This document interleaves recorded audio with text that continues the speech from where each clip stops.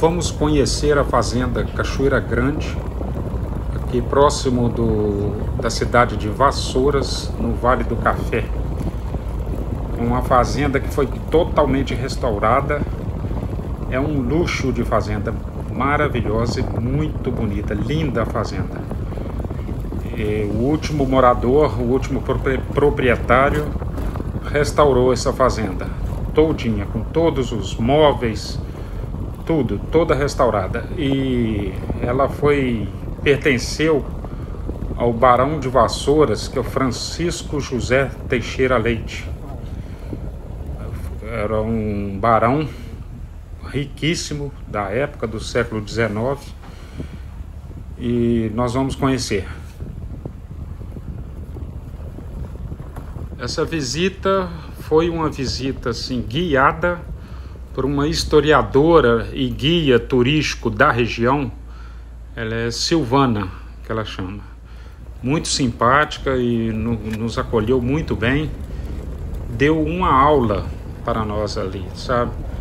Nós tivemos uma aula ali muito interessante sobre a história da vida aí dos barões, especialmente esse Barão de Vassouras, o Francisco José Teixeira Leite. E então esse vídeo, ele é referente assim a essa primeira parte, porque esse vídeo foi dividido em duas vezes, em duas postagens, para não ficar muito grande.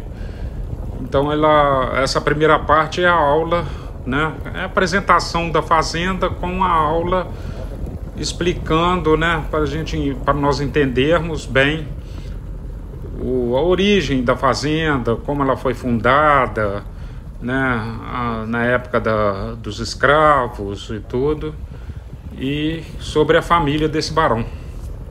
Vocês vão ver que é muito interessante. Eu gosto muito desse assunto, sabe?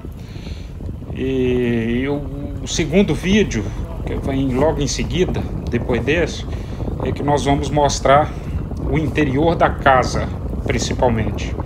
Vocês vão ver como que ela está linda, essa casa.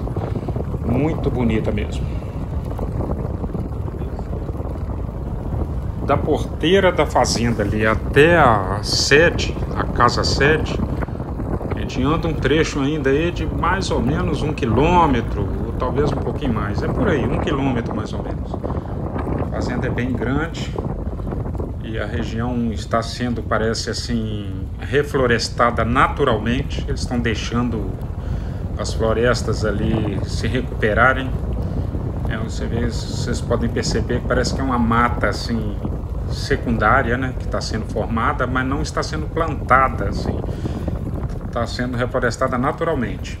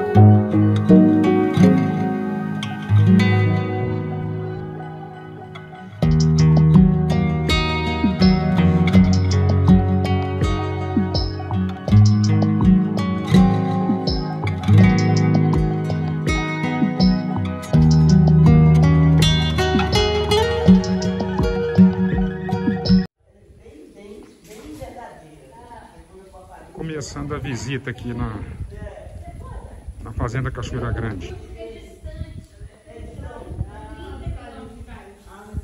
Tem um historiador aqui que vai nos guiar, contar um pouco da história da fazenda. Silvana, né? Porque vai não perder o roteiro. Bem, sejam bem-vindos à Fazenda da Cachoeira Grande. Obrigado. Vocês já foram em que fazendas?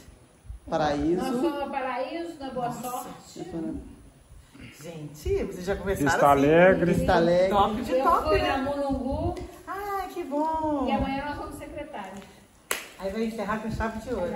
Que é a secretária mais bonita do É. pai.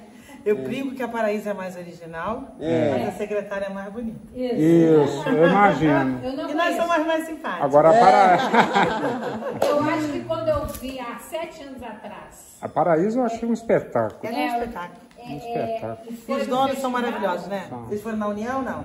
Na União A não. União eu fui da vez passada. Ah, tá.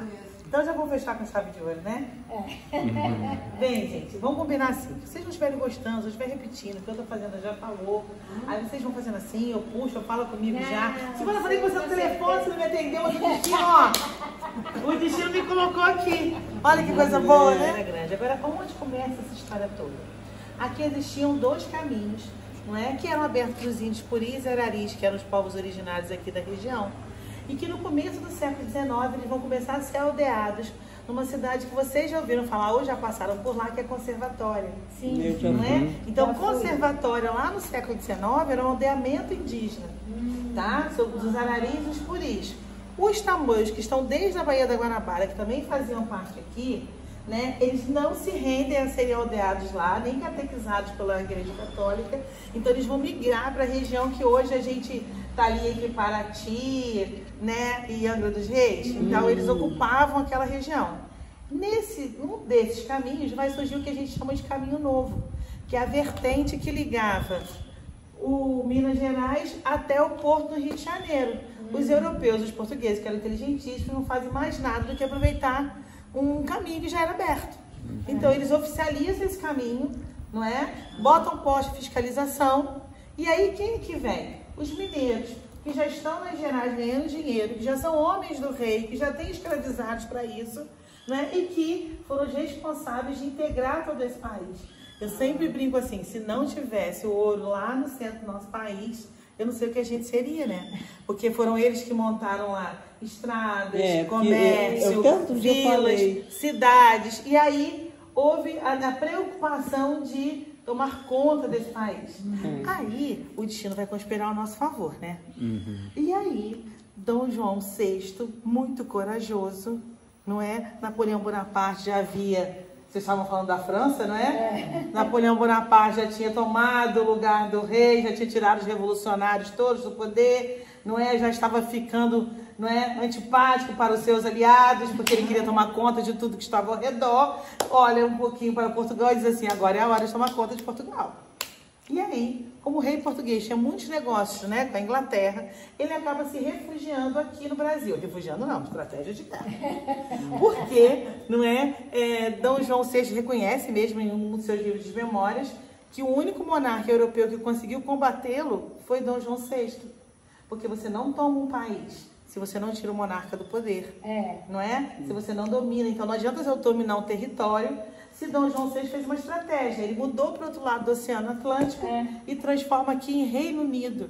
Ou seja, é por isso que quando a gente fala, né, pela internet com o povo de fora, ninguém entende como é que a gente era, não é? A sede do Império Português. Eu falo com meus amigos assim, por isso que eu sou metida assim, a besta. Né? Porque os brasileiros, gente, já foram, não é? O Império Europeu fora da Europa. Isso, não é? o Império fora da Chega Europa. aqui, pega aqueles bons comerciantes ou secretários do Estado que tem boas casas lá no Rio de Janeiro, que já era a capital do país por conta desse caminho novo e por conta dessa travessia do ouro, porque eu precisava, né, que o meu custo de viagem ficasse mais barato. Então o porto do Rio de Janeiro era mais próximo do que o porto de Paraty. Por isso que se, né, coloca a cidade oficial ali, e Salvador nesse momento não era importante para nenhuma negociação deles. Era mais fácil sair de Minas Gerais e chegar ao Rio de Janeiro que chegar em Salvador. E aí é nesse momento que os Teixeira Leite, Avelário Almeida, Leite Ribeiro, que são agricultores, tropeiros, donos de pequenas datas, né, que eram pequenas mineradoras nas Gerais, ganham terras aqui no Vale do Paraíba. Porque, afinal de contas, o rei precisa ocupar. Aonde tem terras que ele só doou para os seus secretários e não para outras famílias? No Vale do Paraíba Fluminense. Então, é assim que a segunda leva de colonizadores, porque a primeira são de secretários do Estado. Por isso que vocês vão numa fazenda chamada Fazenda do Secretário. A Fazenda Pau Grande já era uma fazenda de cana-de-açúcar, não é? E ela era uma fazenda de cana-de-açúcar desde o século XVIII. É porque a gente fala muito do açúcar no Nordeste, né? Mas esquece que essa região e toda a região litorânea, né? Búzios, Cabo Frio, São Pedro da Aldeia, todas eram fazendas de cana-de-açúcar. Veio o café para adoçar. A gente eu sempre brinco isso. O açúcar veio antes, o café veio para adoçar.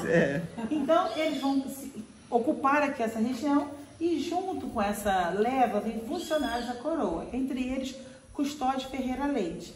Vocês não estiveram lá na praça e viram aquela igreja bonita? Então, Custódio Ferreira Leite vai ser o responsável pela construção da primeira capela de Nossa Senhora da Conceição, que foi erguida ali naquele local, porque ali era uma antiga pedreira. Então, todo aquele granito que vocês veem ao redor, cobrindo ali, né? Eu brinco que vocês chamam de pé de mulher, que eu chamo de poliédrico, que fica chique, né? Já que são os escravizados que fizeram, eu falo assim, sabe aquele calçamento poliédrico que os escravizados fizeram? Aí você fala assim, aquele calçamento ali que você chama de pé de moleque, mas pé de moleque é mais redondinho. Pé de moleque é redondo, né? Ou se chamava seis enrolados. Aquele lá... Silvana, para! Então ele constrói ali uma capela, né? Porque à frente, naquela rua bem em frente ao Prédio Rosa, passava um pedaço desse caminho novo. E aí, se eu tenho tropas de mulas, se eu tenho todos ali, eu preciso de paradas e preciso de um comércio. O que se faz ao redor das igrejas que se reúnem? Comércio. E se demorava, nesse momento, de Vassouras, da vila de Nossa Senhora da Conceição do Rio Bonito, que era o nosso nome, não é? Demorava-se 3 dias em tropas de mula para chegar até o Rio de Janeiro. Por isso que as nossas cidades são de 40 em 40 quilômetros. Vassouras até Paraíba do Sul, 40 quilômetros. Vassouras até Paracambi, 40 quilômetros. Porque era autonomia de tropas de mula. A cada parada aguentava de tropas, andar esse tanto, não é? Né? Você tem a construção de uma nova vila.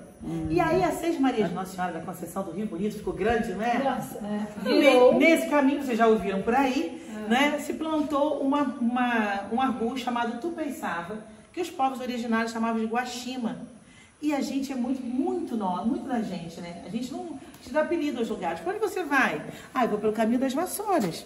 Eu vou pelo caminho das Vassouras, porque se pegava esse arbusto, colocava um pedaço de pau ao meio, amarrava e faziam vassouras. Para varrer as paradas tropeiras. Nós temos já a foto.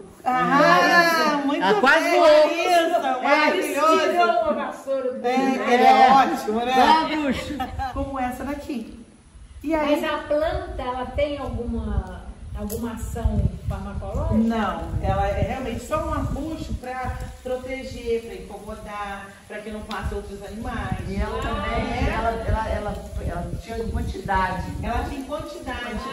E aí, isso, hoje em dia, a gente na roça ainda faz vassoura, mas de coisa de bambu. Mas ela não tem a durabilidade que uma vassoura de guaxima ou de tupeiçava faz. A piaçava ela é de uma outra família. Ela não é da família da tupeiçava. A tupeiçava, A tupeiçava era toda entrelaçadinha assim, então você só coloca a massa como fosse uma vassoura de piaçava, mas igualzinho uma vassoura de pelo, mais durinha, tá? E aí, como virou vila, em 1833 virou Vila de Vassouras. E depois, em 57, cidade de Vassouras. Exatamente por isso. Mas por que 33 é importante? Na década de 10, né? Chega o imperador. 1808, chega Dom João VI. Dom João VI transforma esse país. E aí ele traz biblioteca, banco, centro de ciências, né? E tudo mais. Casa o filho. E com o filho, já que vocês são doutores, não é? Traz a missão artística, a missão austríaca, não é? Que era a missão que vai trazer a ciência. Ou seja, a Leopoldina, ela vem, mas o dote de casamento dela, não é? Era um conjunto de cientistas. E aí fica mais fácil, não é? E aí que você consegue instalar a faculdade de medicina, não é? E tantas outras faculdades assim, ou seja, ela já vem com dote considerável. Casa com Tudo Pedrão. interesse. Casa com Pedrão, não é? Que não era tão bonito como Caio Castro. Mas dizem a boca pequena que Dom Pedro I pegava geral.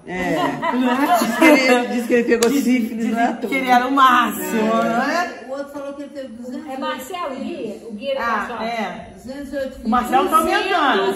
Quando o Marcelo trabalhava na São Fernando, o Marcelo falava que era 111. Agora Mas ele Não, 200. eles que o protegem. Olha como é que fica muito mais explicado a gente entender essa relação, né, do século XIX. Que significa cada título. Cada título. É por isso que quando ele vem aqui, Dom João é o máximo, porque ele vai dando título para todo mundo, porque é todo mundo pobretão, né? Falido lá na Europa, vinha para cá. Aí chegava aqui e ficava no máximo. Mas aqui virava, não é? E depois o filho se aproveita bastante disso com a independência. E Dom Pedro II, que não tem mais nada que dar, chega ao poder aos 15 anos de idade, porque a mãe morre, ele casa, o pai casa novamente. Dona Amélia diz que ela queria muito levar o menino, mas ela resolveu deixar, né? Porque ela era uma mulher obediente ao marido. E aí Dom João, né? Dom Pedro II fica com o seu tutor, com 5 anos de idade, ele fica no Brasil. E ele volta e o pai volta com a Amélia para Portugal para ser Dom Pedro IV lá. Né? Então ele vira o rei de Portugal e deixa o filho pequeno aqui. Coragem, né? Com o Bonifácio. Com o Bonifácio. Até ele ficou, então, até os 15 anos, aí ele assumiu com 15 anos. Até os 15 anos, aí ele assumiu. Aí ele assumiu a coroa. Porque senão nós teríamos 5 repúblicas independentes. Não é? E aí você ia... Só tem que eu sempre falo assim, gente, olha a formação do povo brasileiro, é completamente diferente da formação de qualquer outro povo da América do Sul, né? Não é verdade? Por isso que a gente pensa diferente. Você, gente, pelo amor de Deus, não pode comparar, gente, com a Argentina, com o Chile, com o Uruguai, com lugar nenhum. Porque a gente se formou como nação diferente. Né? E aí, ficamos independentes. Aonde que tem dinheiro para ajudar o primeiro imperador? Aonde que tem homens, né, que estão alavancando a sua vida? No Vale do Paraíba. Tanto que esta fazenda começa a ser construída em 1824, 2 anos depois da independência do Brasil. Ou seja, ano que vem a gente vai fazer 200 anos. Que legal. O Custódio passava por aqui, trazia o seu sobrinho jovem, chamado Francisco José Teixeira Leite. O Francisco era um jovem de 16 anos de idade que seguia os passos do tio. E aí... 16, 17, 18, 19, 20, com 20 anos, olham para Francisco provavelmente e falam assim, cara, tá na hora de arranjar um casamento, ou seja, fazer um bom negócio. E naquele momento não tinha rede social igual tem hoje em dia, né? Mas tinha sua rede social, que eram as famílias, ou seja, quem mora mais próximo. Ele descobriu então que a sua prima tinha um dote de casamento considerável, 200 alqueires mineiros de terra, 10 contos de réis e 5 escravizados. Gente... Isso era uma fortuna.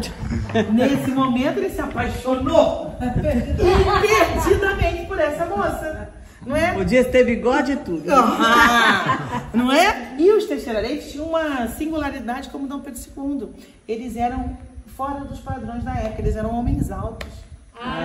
Não é? Dom Pedro II tinha quase 1,90 m. Isso. Né? Engraçado, os Teixeira Leite tinham... altos. Não, os Teixeira Leite tinham 1,78 m, 1,80 m.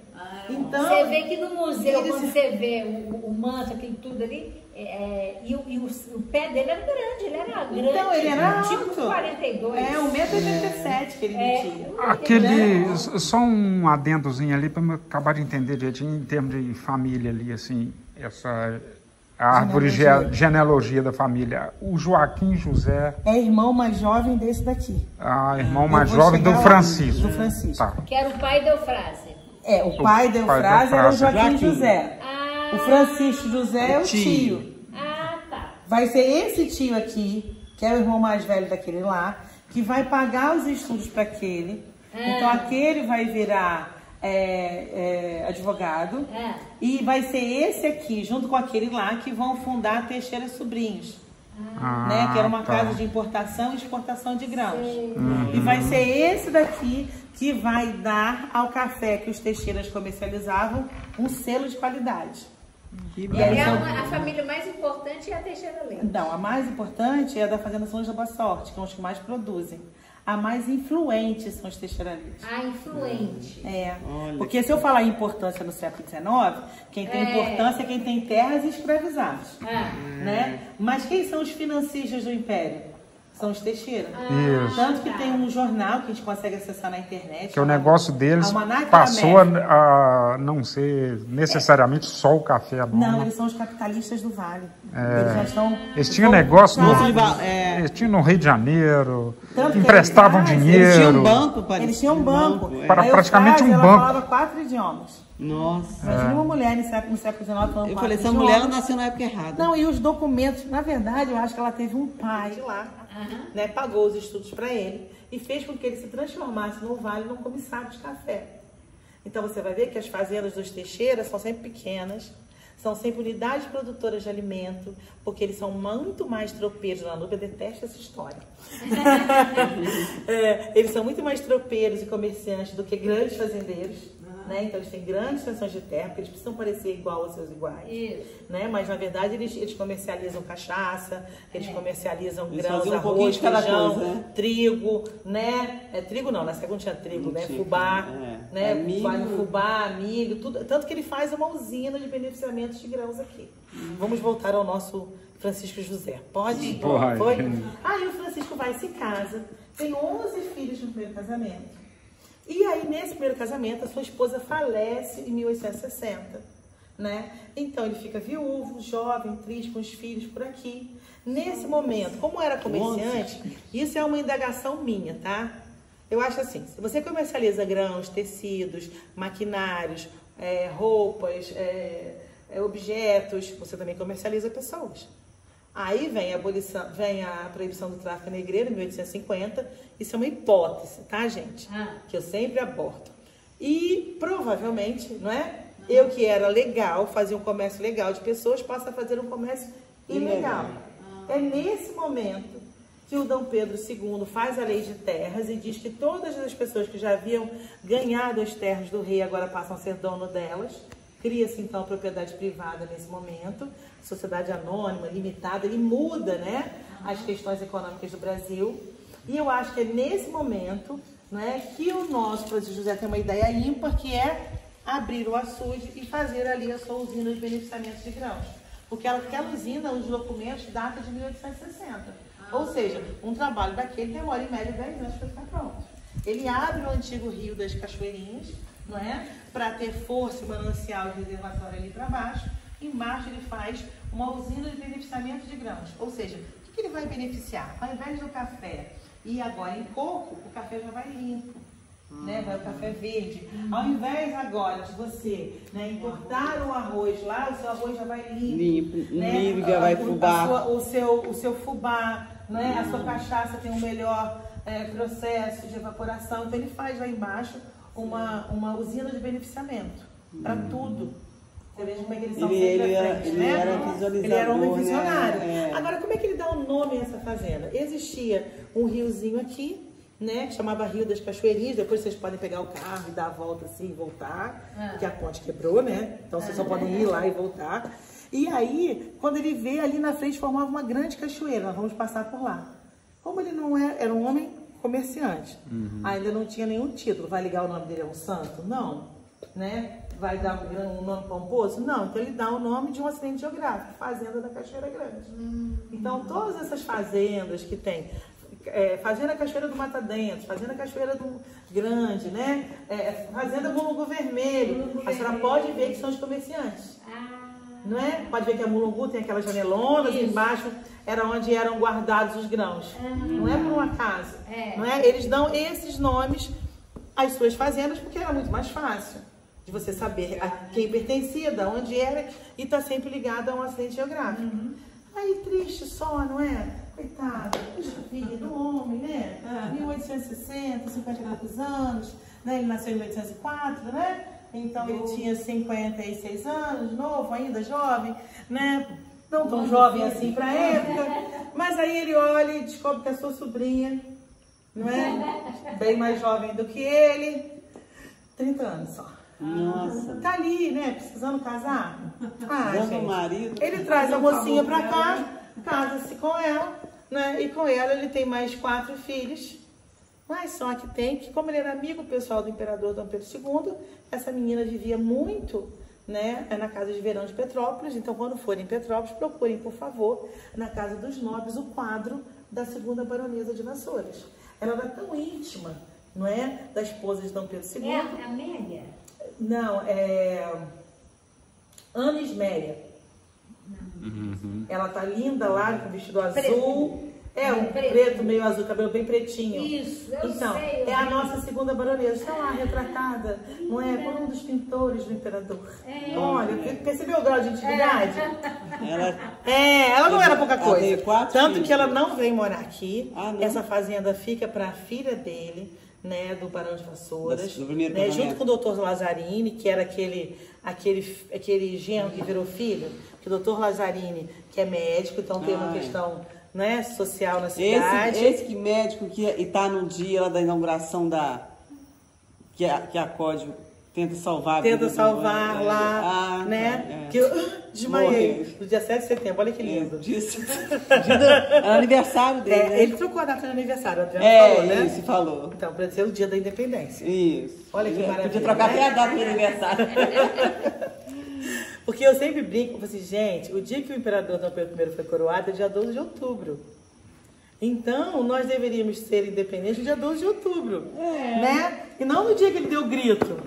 Mas aí, não é? Vamos ser no dia que ele deu o grito lá, ou que não deu, ou que a princesa assinou a carta, né? E agora tem uma nova vertente, que foi a Leopoldina que assinou a carta, não é? Junto com o seu amigo, né, o Bonifácio, e falou assim, ó... Tchau, Portugal! Aquela farmácia calçadão. Rosa. Isso, aquela casa de esquina ali, que agora tá amarela, né? Toda de tapume, assim, ó. É do lado da Avenida Hibisco? Não, do lado da Avenida Hibisco é o fórum. É a casa dos Avelário Almeida. Quando vocês... Não tem onde tem a travessia? Tem o ponto de táxi e a travessia. Sei. Aquela casa de esquina à direita é a casa do Barão de Vassouras. Sei. Por quê? Do lado tinha o seu banco. Em frente tinha a Câmara Municipal. Isso. Não é por um acaso que esses homens ocupam esses espaços. E aí, quando vocês voltarem lá agora, vocês vão olhar assim para a igreja e vão falar assim, quem mora à direita?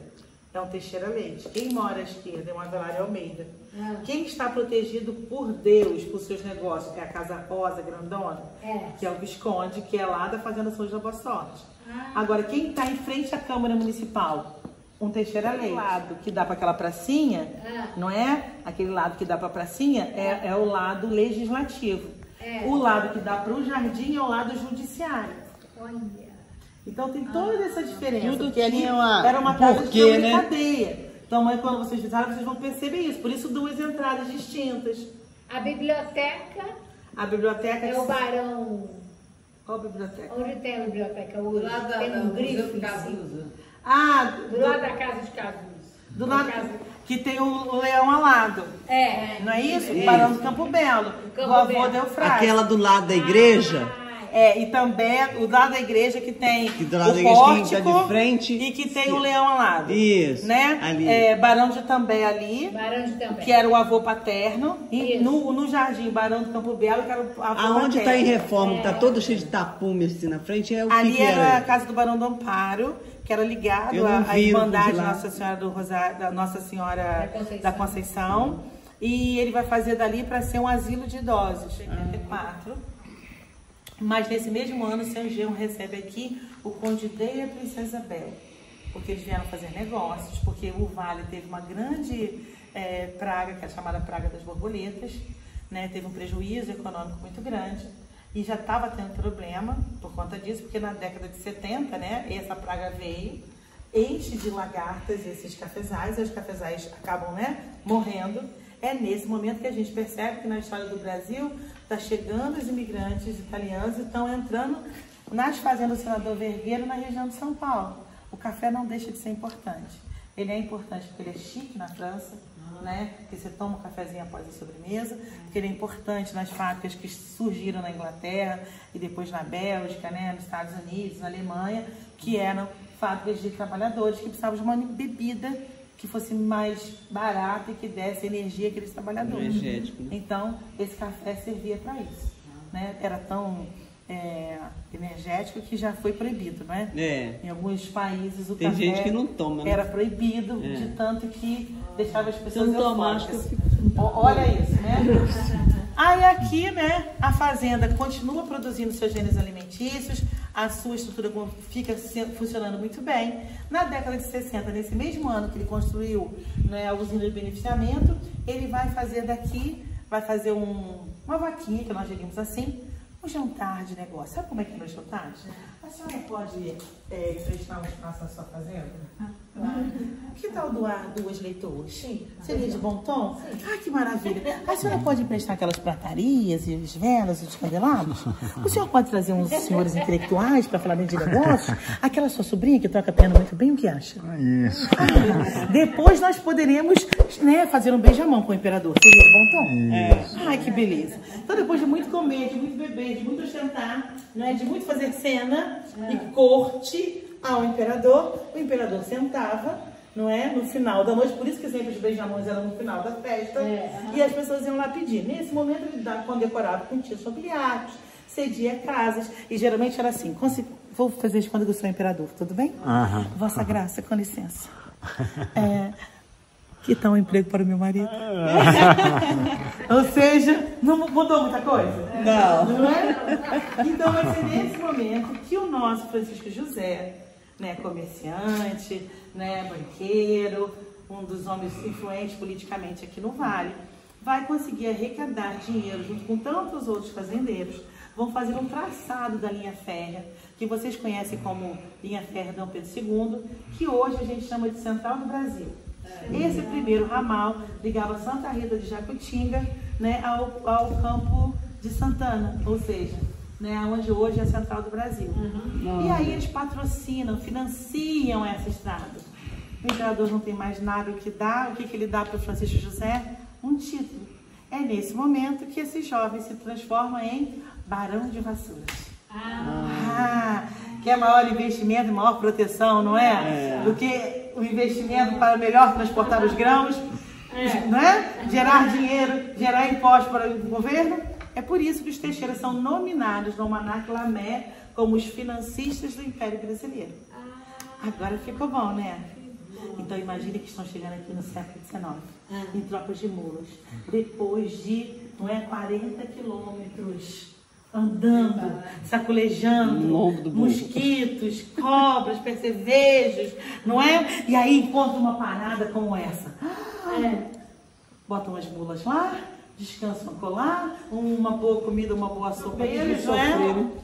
Que começou essa fazenda. E aí eu vou fazer um pedido para vocês. Quando vocês andarem por aqui, lembrem de um povo que veio para cá sem pedir, mas que veio para cá porque eram especialistas dele. Vieram para cá os povos bantus, não é? Que são do sul da África.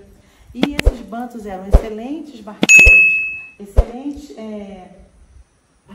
artesãos, lidavam com o fogo muito bem, conheciam muito bem metalurgia. Então, por isso, tantas grades e gradis que a gente vê nas fazendas ao redor, que são trazidos para cá. Vêm para cá, estão em guerras, estão em tribo, são capturados por tribos mais fortes, mas quando eles chegam aqui, não é, a única coisa que eles trazem é o seu saber. Por isso que eles são trazidos para o Vale do Paraíba. Nenhum outro escravizado iorubá da Bahia, por exemplo, do Nordeste, né, queria vir para cá, porque a fama dos fazendeiros do Vale era uma fama de crueldade. E detalhe, se eu tenho pessoas que lidam com cana-de-açúcar, eu quero pessoas que lidam com outro tipo de grãos. Eu quero pessoas que lidam com outro tipo de transporte. Eu não quero mais quem está no litoral. Eu quero povos que saibam lidar no interior. Por isso que eles vêm da região do Nindongo, não é? Que era uma grande região, de tão grande abarcava os países que hoje são Congo, Angola e Moçambique. Aí quando a gente vai olhar no mapa da África, a gente diz, não, mas está distante, mas era toda uma região, que era a região do Nindongo. Então são esses especialistas que vêm para cá. E aqui nessa fazenda existe uma memória invisível, que são as memórias dos meus. E como o seu Toninho Carecão do Quilombo, né, São José dizia, foi nesse momento que o meu povo preto chega aqui e pela primeira vez anda na frente, abre caminhos, coloca os seus passos, o seu saber e ajuda, como todos os outros que chegaram antes, a construir esse país. Vamos lá conhecer? É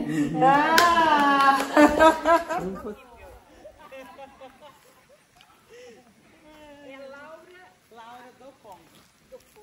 aqueles que negam essa questão escravista chamam Laura Correia Castro. Ah, tá. Porque tem lá na Boa Sorte, ele falou da